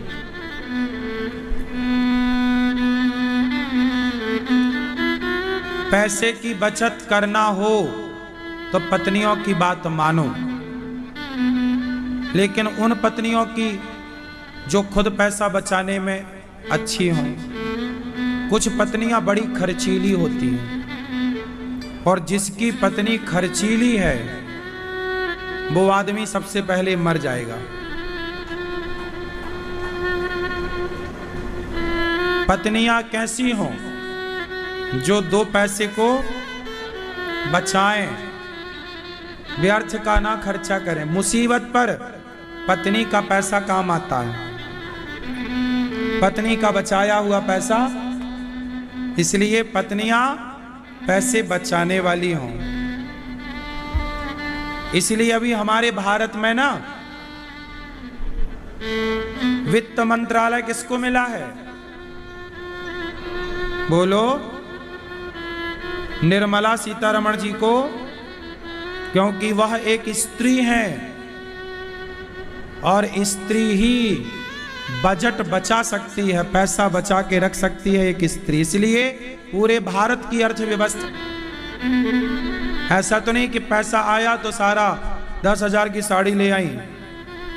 आजकल ऐसे ही चल रहा है, पुरुष परेशान है तो मैं साड़ी दिला दिला के, महंगी से महंगी साड़ियां, 10,000 की साड़ी क्या करोगे? और तुम्हें एक बार साड़ी तुम पहन लेती हो तो दोबारा उसकी तरफ देखती नहीं हो। एक 10,000 की साड़ी एक आएगी, 1,000 की लोगे तो 10 आ जाएंगे, 10 जगह जाने काम आएंगे। थोड़ा पैसा बचाओ, 1,000 की साड़ी से काम चला लो, 500 की साड़ी से काम चला लो। क्यों मैया? 9,000 रुपए बचा लो, मुसीबत में काम आएगा, भगवान ना करे कोई मुसीबत आए। कहते हैं रुपया गंठ का और विद्या कंठ की काम आती है। विद्या, विद्या, जोर से, विद्या, विद्या कंठ की, और रुपया गंठ का मतलब गांठ का मतलब पास का। जो पास में है वो पैसा काम आएगा, जो पास में नहीं है वो पैसा, इसलिए 2 पैसा बचाओ। स्त्रियां, स्त्रियां कौन है? सदा से स्त्रियां, वित्त मंत्रालय सदा से स्त्रियों के पास रहा। आप लोगों के पास है वित्त मंत्रालय, पैसे का पूरा आप संभालती हो? ये भैया लोग पूरा लाके आपको देते हैं कि नहीं कमा के? हाँ या ना? मैया आपको पूरा पैसा लाके देते हैं कमा के? नहीं, हाँ या ना? नहीं देते हैं, थोड़ा देते हैं, थोड़ा अपने पास रखते हैं, तो तुम खर्चीली होंगी पक्का, फिर तुम खर्चीली हो। ये पति लोग भी पहले देखते हैं, देख के कि मेरी पत्नी करती क्या है। तुमने खर्चा कर दिया होगा, इनके दिमाग में बैठ गई होगी दूंगा, सब ही उड़ा देगी, इसलिए कम देते हैं, है ना? हाँ। आज भी भारत में 80% पुरुष ऐसे हैं जो सारा कमाया हुआ पत्नी को लाकर देते हैं और पत्नी पूरा घर संभालती हैं। 20% पुरुष ऐसे हैं जो नहीं देते, उनको लगता है कि मेरी पत्नी उड़ा देगी। तो आप लोग भी पैसे को बचाना सीखो। क्यों मैया? अब तुम सिर ऐसे क्या हिला रही हो? तुम तो खुद मेहंदी पोते बैठी हो।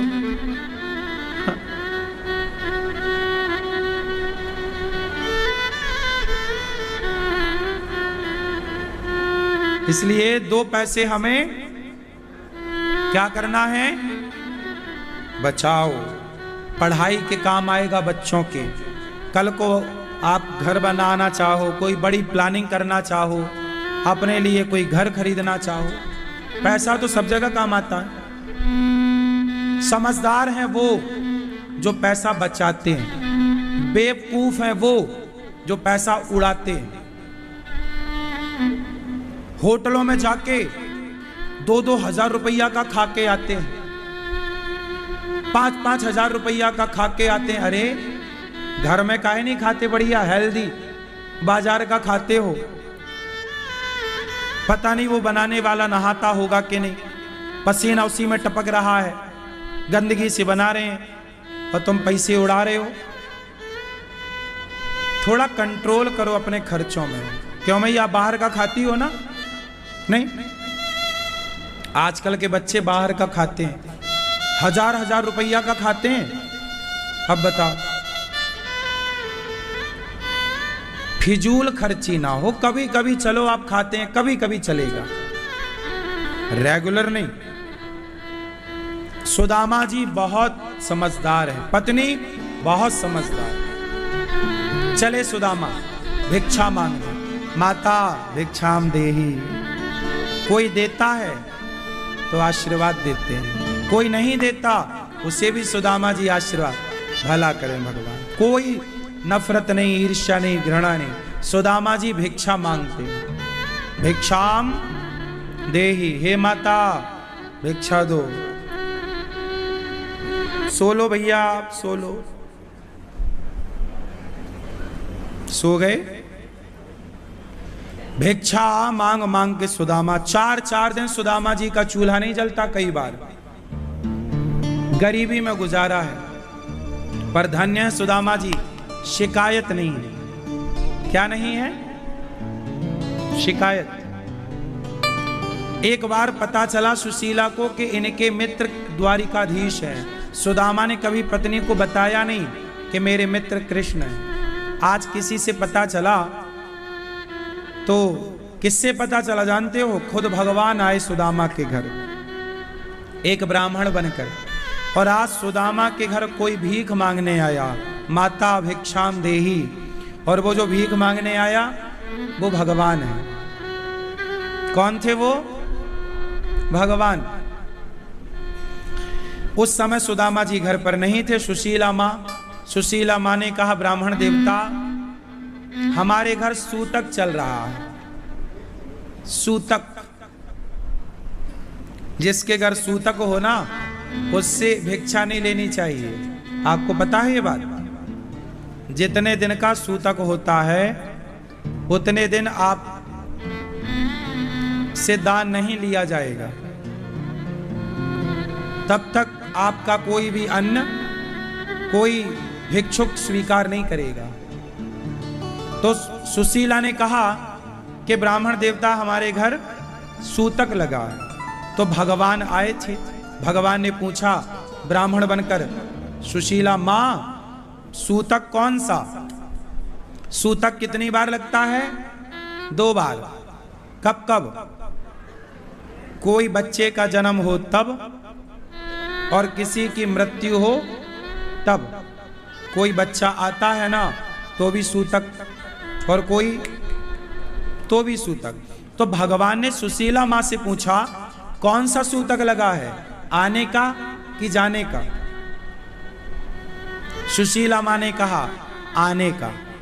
अच्छा, तो भगवान बड़े खुश हुए। अच्छा, कौन आया है? बेटा आया कि बेटी आई? सुशीला बोली, महाराज ना तो बेटे ने जन्म लिया ना तो बेटी ने जन्म लिया, फिर कौन है आपके यहाँ? महाराज हमारे यहाँ गरीबी ने जन्म ले लिया है। किसने जन्म लिया है? गरीबी ने। गरीबी इतनी है कि 2 दिन से आज हमारे बच्चे कुछ खाए नहीं। आप हमारे घर भिक्षा मांगने आए हैं, क्या दूं मैं आपको? हम तो 4 दिन से भूखे हैं, बच्चे भूखे हैं। जो था बच्चों को दे दिया। अब आपके लिए केवल गिलास पर पानी है। ब्राह्मण देवता बोले लाओ। पानी पिया और भगवान ने कहा कि आपके पति के मित्र द्वारिकाधीश हैं, आप अपने पति को द्वारिका क्यों नहीं भेजती? आज पहली बार सुशीला को यह पता लगा कि मेरे पति के मित्र। अच्छा, हाँ, मतलब देखो सुदामा का कोई मन था ही नहीं जाने का, वो तो भगवान खुद आए अपने भक्त को बुलाने के लिए। आओ। जब आई सुदामा जी बोले अच्छा ये सही है, मैं दर्शन करने जाऊंगा। चले दर्शन करने सुदामा जी।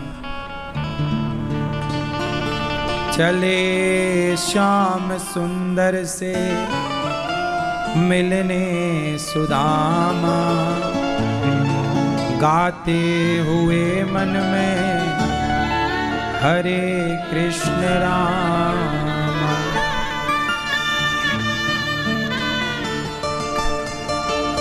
चले सुदामा जी।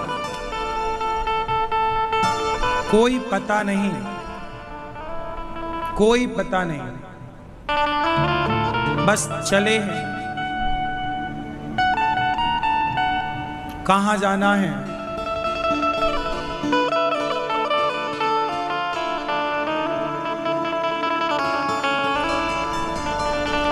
सुदामा को कोई पता नहीं कहां जाना, किस तरफ, बस चले चले। जब चले सुदामा तो भगवान आए। बाबा बाबा कहां जा रहे हो? द्वारिका, द्वारिका जा रहे हैं। भगवान अपनी गाड़ी पर बिठाते हैं और सुदामा को द्वारिका ले जाते हैं। जब कोई आप भगवान की ओर चलते हैं ना, जिस दिन आप भगवान की ओर चलेंगे उस दिन आपका मार्गदर्शन करने खुद भगवान ही किसी ना किसी रूप में आ जाएंगे। सुदामा को एक गाड़ी वाले ने द्वारिका पहुंचाया। वो गाड़ी वाला भगवान थे। ना जाने किस रूप में नारायण मिल जाए। जो आपकी मदद कर रहा है वो समझ लो भगवान है। कौन है वो? सुदामा पहुंचे द्वारिका। लोगों ने पूछा आप कौन हैं? सुदामा हूं। फटे से कपड़े हैं, हाथ में लाठी है, बूढ़ा सा शरीर है, झुर्रियां पड़ चुकी हैं, सांवला सा शरीर है, हड्डियां दिख रही हैं, चमड़े का पता नहीं है, मांस बिल्कुल कम, दुबले पतले सुदामा। ऐसे सुदामा जो बड़े दीन हैं, ऐसे सुदामा से लोगों ने पूछा आप कौन हैं? मैं कृष्ण का मित्र हूं। और जैसे ही मित्र कहा लोगों ने ठहाके लगाए। लोगों ने कहा कि तुम्हारे मित्र द्वारिकाधीश होंगे क्या? लोगों की बात सुन के सुदामा को लगा बात तो सही है। भला सुदामा ये बताएं कि कृष्ण मेरे मित्र हैं तो कौन विश्वास करेगा? सुदामा सबको देख रहे हैं, सब हंस रहे हैं, मजाक उड़ा रहे हैं। लोग कह रहे हैं भीख मांगने का एक नया तरीका तुमने ढूंढ लिया। सुदामा ने कोई परवाह ना की। सुदामा जी द्वार तक पहुंचे। पूछते पूछते भैया कृष्ण कहाँ है? बोले वहां महलों में जाओ। वहां द्वार पर द्वारपालों ने कहा महाराज कहां से आए हो? पोरबंदर से आए थे सुदामा। सुदामा पोरबंदर के रहने वाले। अच्छा क्या चाहते हो? कृष्ण से मिलना। द्वारपालों ने वहीं बिठाया। बोले आप यहां विश्राम करो, हम आपकी सूचना पहले कृष्ण को देते हैं। द्वारपाल ने जाकर कहा, द्वारपाल ने कहा कि हे श्याम सुंदर, हे प्रभु आपकी जय हो। क्या हुआ? आपके लिए संदेशा लाए हैं। क्या संदेशा है? द्वारपाल ने कहा शीस पगान जगा तन में, आहि जान को आहि बसे के ही ग्रामा। धोती फटी सिलटी दुपटी, अरु पाए उपासन की। द्वार खड़ो तुझ दुर्बल के रहो चक सोभ सुधाय विराम। तुझ दयाल को ना बतावत आपनो नाम सुदामा। तुझ दयाल को ना बतावत आपनो नाम सुदामा।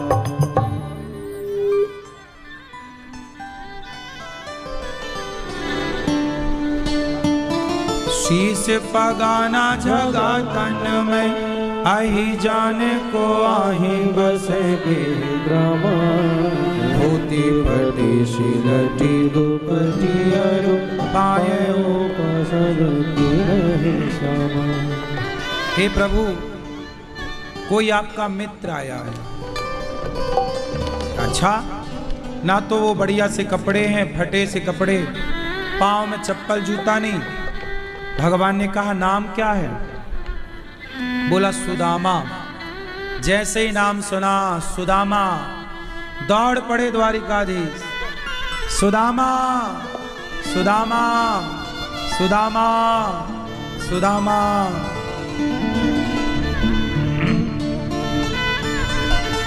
सुदामा दौड़ पड़े, दुपट्टा नीचे गिर गया। सुदामा को लगा बड़ी देर हो गई, कन्हैया आए नहीं। सुदामा वापस जाने लगे, तभी कानों में आवाज आई, सुदामा सुदामा। पलट कर देखा, घुंघराले से बाल, वही सुंदर सी छवि, सुदामा सुदामा। दौड़ करके भगवान ने सुदामा को गले से लगा लिया। सुदामा गले से लगाया। मित्र, बड़ी देर कर दी तुमने द्वारिका आने में। सुदामा ने कहा कन्हैया देर तो तुमने लगा दी, कब से तुम्हारे द्वार पर बैठा था। भगवान ने कहा मैं तो आ ही गया, तुमने द्वारिका आने में कितनी देर कर दी। गले लगाया सुदामा को। जो मजाक उड़ा रहे थे सब देखकर आवाक रह गए। वाह, सुदामा जी चरणों में गिर रहे हैं, भगवान गले से लगा रहे हैं। सुदामा बोले प्रभु आप बड़े दयालु हैं, मुझ जैसे भिखारी को आपने गले से लगाया। मुझे गले से लगाकर मुझे सबसे धनवान बना दिया, अमीर बना दिया आपने। जो लोग मुझे देखकर हंस रहे थे, तुमने उनके मुख में ताला लगा दिया।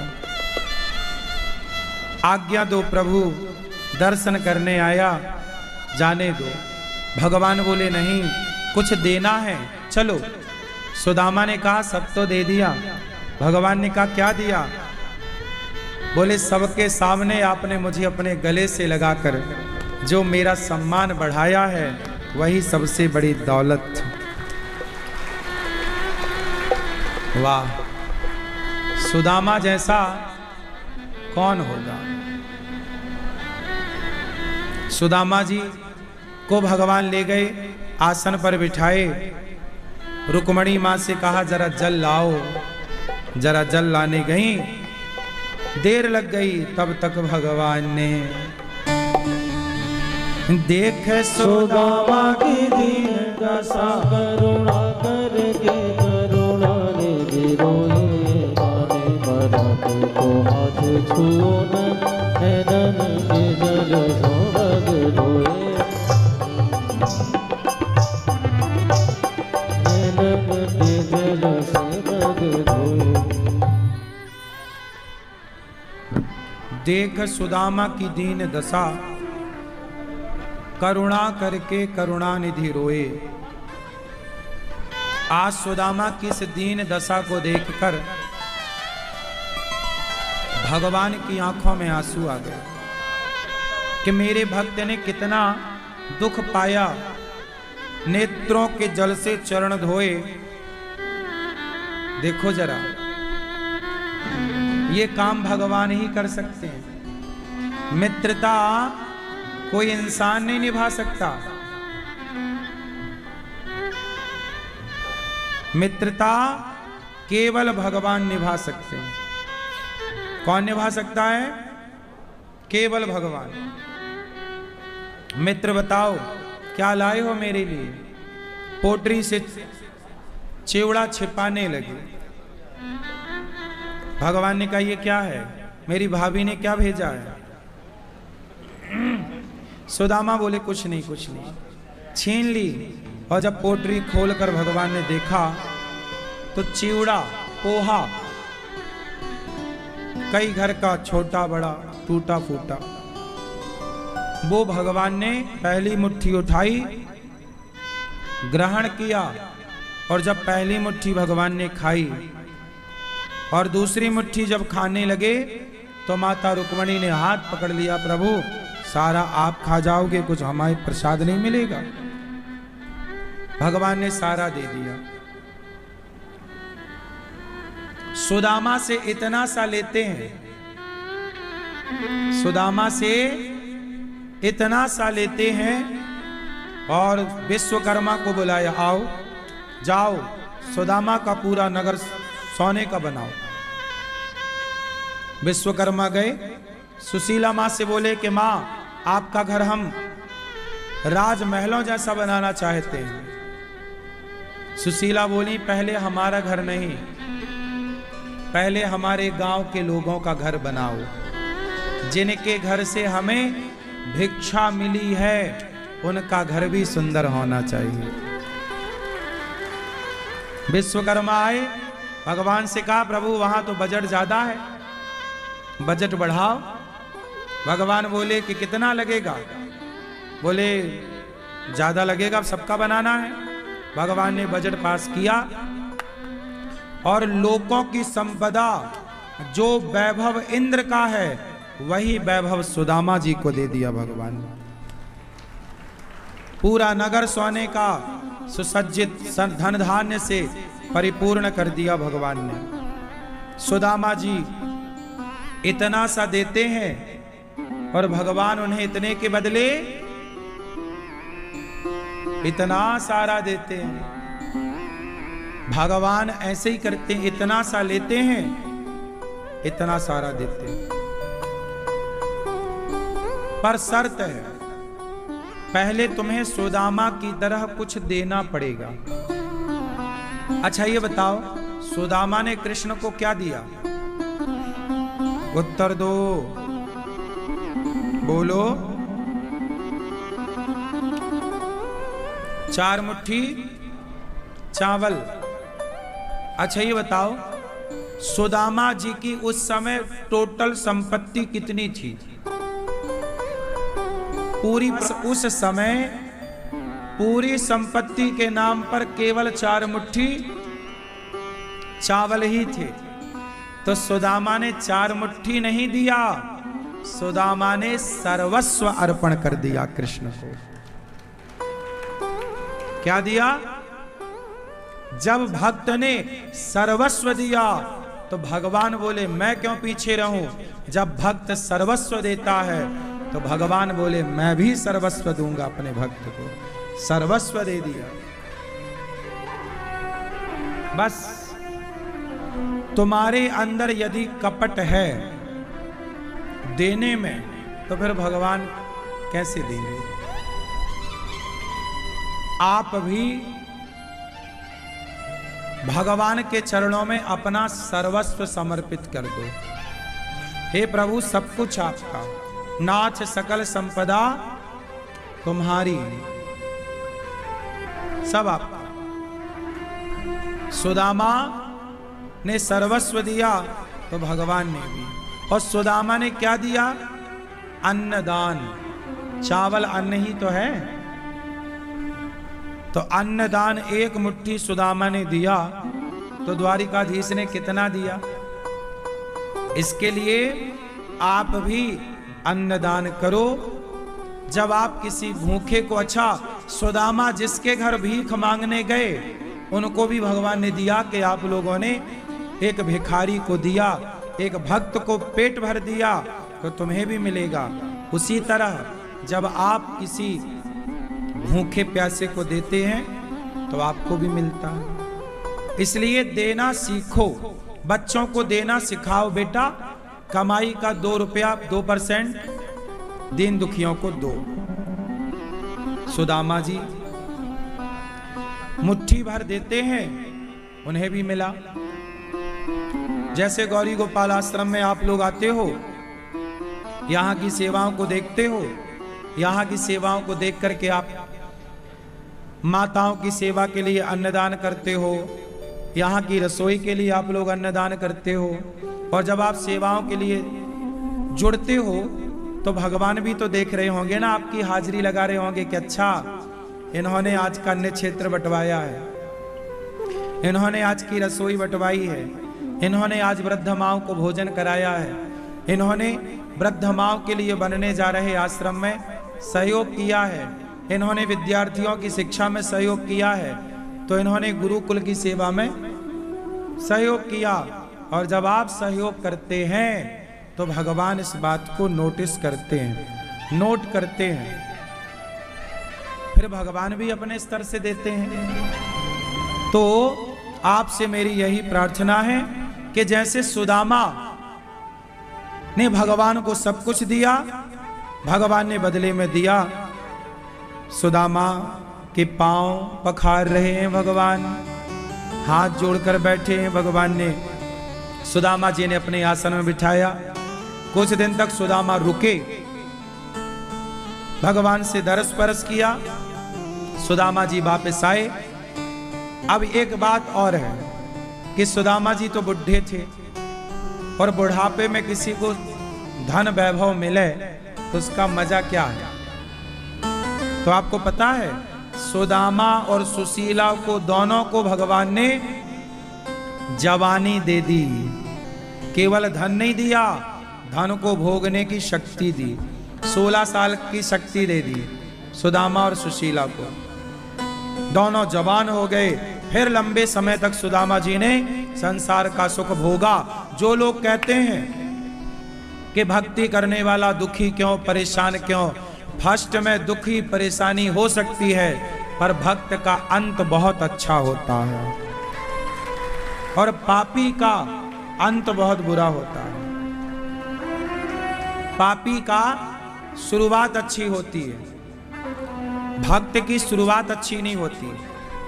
भक्त का अंत अच्छा होता है, और अंत भला, अंत भला सब भला। तो भक्त का अंत भला होता है और पापी का अंत बुरा होता है। देखो मैया सो रही है पीछे, चश्मा लगाए।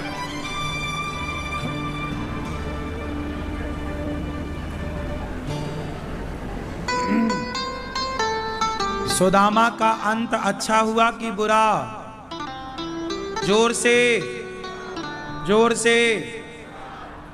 सुदामा का अंत अच्छा हुआ, पर सुदामा का फर्स्ट पहला बुरा था। लेकिन उस बुराई में सुदामा ने भगवान को याद रखा, धर्म को नहीं छोड़ा, तो अंत भला हुआ। और पापी का पहले अच्छा अच्छा चलता है, अंत देख लो इतिहास, पापियों का अंत बुरा होता है। ये बात सही है कि गलत है? तो अब बताओ, भक्त बनोगे कि पापी बनोगे? थोड़ा कष्ट आए, मुसीबत आए, घबराना मत, भगवान परीक्षा लेते हैं। 100 रुपए का घड़ा खरीदते हो ना, 10 बार ठोकते हो, सही है, फूटा तो नहीं है। और भगवान जिस पर कृपा करेंगे उस भक्त को भी ठोक बजा के देखते हैं। सुदामा को देखा, पक्का है, दे दिया।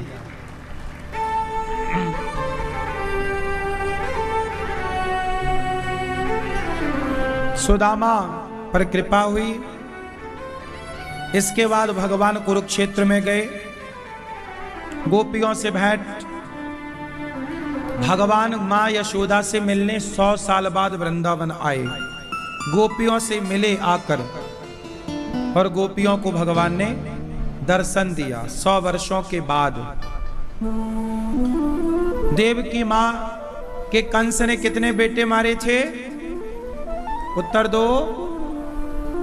कितने? कितने? 7। कंस ने कितने बच्चे मारे माता देवकी के? 7 मारे। 7वां तो गर्भ से निकलकर रोने के गर्भ में चला गया, बलराम जी। तो कितने मारे? 6। माता देवकी बोली, कन्हैया तुम भगवान हो, मेरे 6 बच्चे लौटाओ जो कंस ने मारे। पता है आपको, माता देवकी और माता यशोदा दोनों को तराजू में रखा जाए तो किसका पलड़ा भारी होगा? बोलो। हाँ?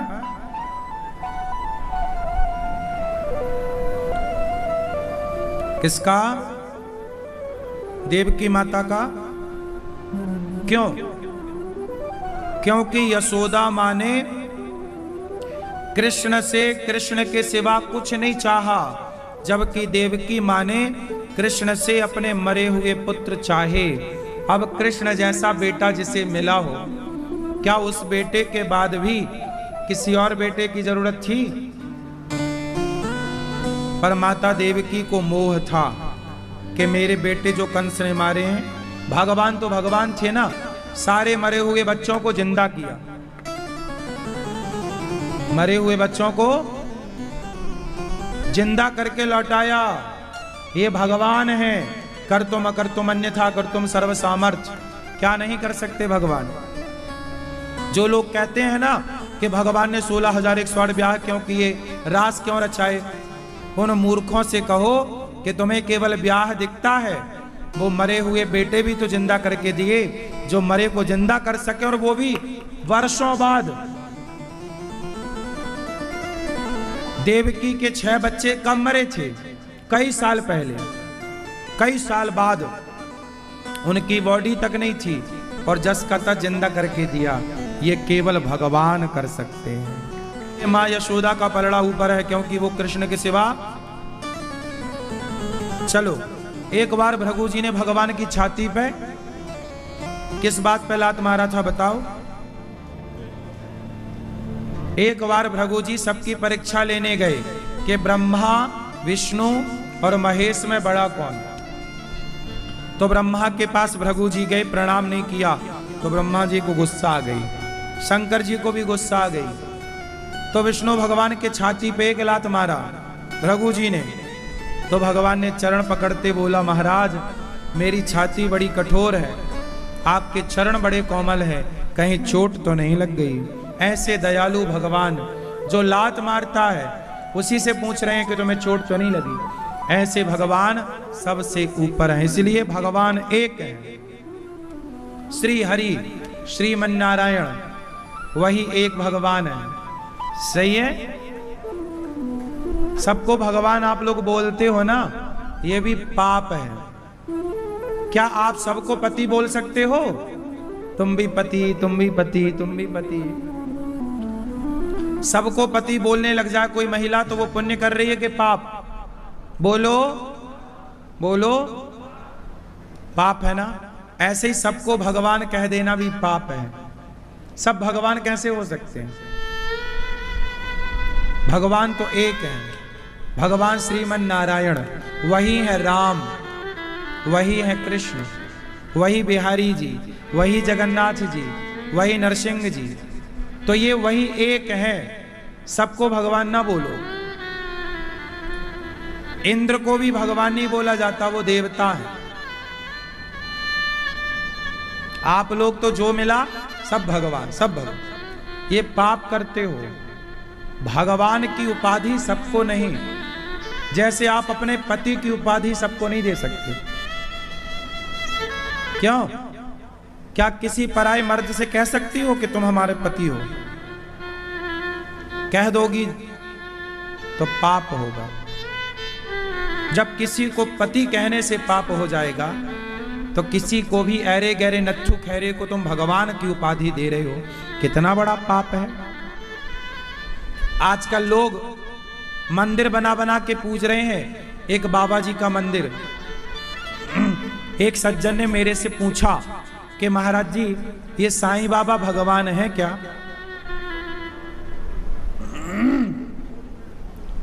तो मैंने कहा कि भाई क्या सब लोग पति हो सकते हैं? नहीं, ये कोई संत भक्त तो हो सकता है, संत भक्त होते हैं, भगवान के उपासक होते हैं, और भक्त को भगवान से अलग भी नहीं समझना चाहिए। ये भी सही है, भक्ति भक्त भगवंत गुरु चतुर नाम बपु एक। पर मूल में कोई बाबा, कोई व्यक्ति, कोई इंसान क्या कभी भगवान हो सकता है? आप बताओ सब, मुझे नहीं पता। उत्तर दो, हो सकता है? अरे क्या हनुमान जी जैसा कोई संत होगा? बोलो। लेकिन हनुमान जी को भी हम लोग राम का भक्त कहा करते हैं। ये राम के भक्त हैं। हनुमान जी को भी भक्त ही कहा जाता है, भगवान नहीं। हनुमान जी को क्या कहा जाता है? तो क्या हनुमान जी से बड़े हो गए कोई बाबा? क्या हनुमान जी से बड़ा कोई बाबा हो सकता है? बोलो नहीं। तो जब हनुमान जी जैसों को हमारे यहां भक्त कहा जाता है, तो भला किसी बाबा को भगवान कैसे मान सकते हैं साहब? भगवान तो केवल एक हमारे आराध्य श्रीमन नारायण, वही विष्णु, वही राम, वही कृष्ण, ठीक है?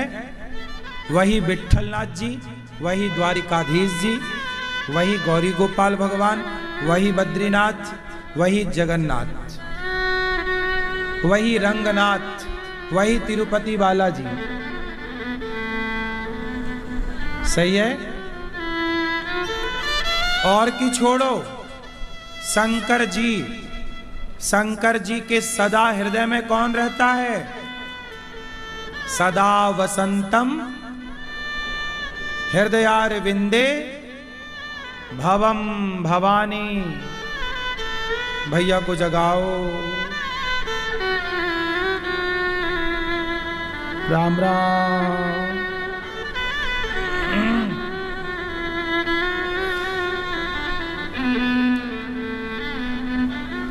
बताओ, शंकर जी किसका ध्यान करते हैं?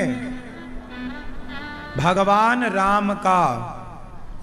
शंकर जी राम के उपासक हैं या नहीं?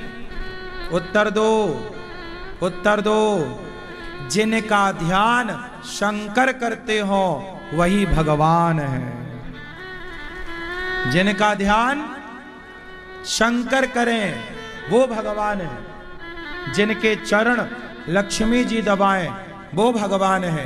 सब कोई भगवान। तो आप लोग जो सबको भगवान बोलते हो ना, ये भी पाप है। मैया हाँ या ना? कोई संत के रूप में स्वीकार है, आप सबका सम्मान करो, संत के रूप में करो। भाई, आप किसी को भाई तो बना सकती हो, पर किसी को खसम तो नहीं बना सकते ना। क्यों? आप किसी मर्द को अपना भाई बना सकती हो? आपको कोई ऐतराज है भाई बनाने में? बोलो। आपको किसी पुरुष को भाई बनाने में कोई दिक्कत है? बोलो। कोई दिक्कत नहीं। लेकिन कोई कहे किसे पति बनाओ तो बना सकते हैं। उसी तरह संत के रूप में सबको स्वीकार करो, साधु के रूप में, गुरु के रूप में स्वीकार करो। भगवान तो केवल भगवान है। भृगु जी ने कहा कि ये भगवान है। सांब के पेट में कपड़ा बांध कर जाना, संतों का अपमान करना, नव योगेश्वरों का संवाद, दत्तात्रेय जी के 24 गुरुओं की कथा, भगवान के वंश को आपस में लड़के मरने का श्राप लगा। गांधारी ने दिया था ना कि जैसे हमारा आपस में लड़के समाप्त हुआ, तुम्हारा भी वंश लड़के समाप्त होगा। दत्तात्रेय जी ने 24 गुरु बनाए, पृथ्वी, वायु, अग्नि, आकाश। पृथ्वी को गुरु बना के सहनशीलता की शिक्षा ली। आकाश को गुरु बनाया, जैसे आकाश सर्वव्यापी है ऐसे भगवान सर्वव्यापी हैं। इस तरह 24 गुरु। अजगर को गुरु बनाया, जैसे अजगर भगवान के भरोसे है, हमें भी भगवान के भरोसे रहना चाहिए।